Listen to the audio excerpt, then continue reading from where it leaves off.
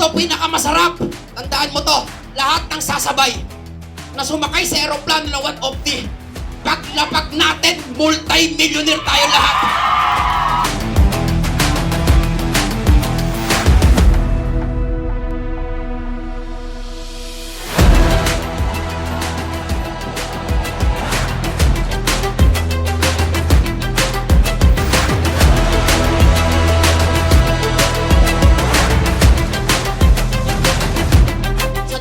Sa labas, ikaw nakakita ng opportunity.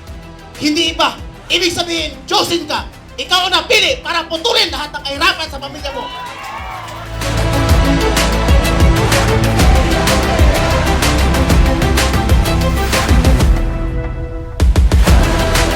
Kumita po ako 6 million, 10 million, 25 million. At proud po ako sabihin na dito po sa kumpanya po na to, dito po ako naging milyonaryo.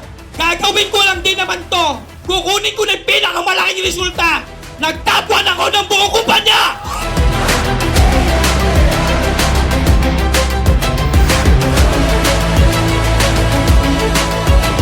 Yung discouragement na yun, ang pinakasusi kung bakit nandito ako sa harap nyo. Dapat kayo naman ang yumaman. Kasi ayaw ni Chairman nang may naiiwan sa opti.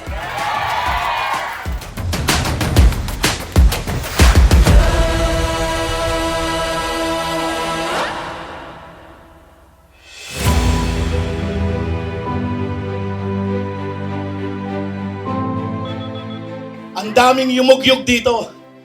Ang dami pong gustong bumagbagsak dito. Pinagtulong-tulungan na. Buti na lang, merong chairman na napakalayo ng vision. Pag ganyan ang pakiramdam ng isang positibong tao sa pangarap, wala pong tukso na pwedeng bumigay sa dito.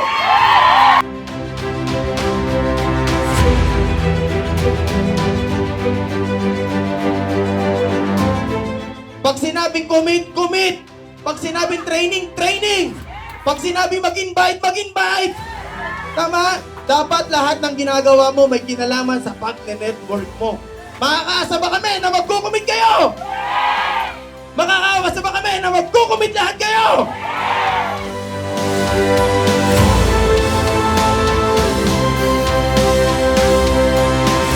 Wala ka nang gagawin kung hindi mag-invite, ibibigay mo sa amin, kami ang maghuhubog, kami ang magtuturo, lahat po ng ito. 5 years po, maririnig po ninyo, kayang mag-number 1 ng 150 sa buong Pilipinas. Dahil sa sistemang gagawin po ng kumpanya.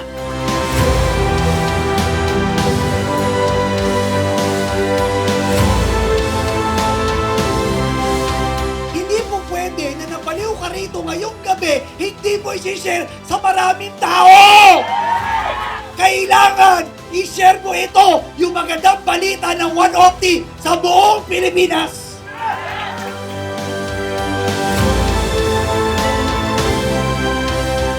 Ngayon po, nalaman nyo na mas seryoso kami ngayon para tulungan kayo. Totoo po yan, nag-create kami ng tinatawag kong The Mastermind. Mas grabe po ang mangyayari at programa sa atin ngayon. Wala po akong duda.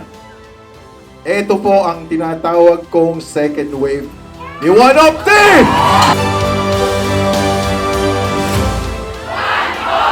1, 2, 3!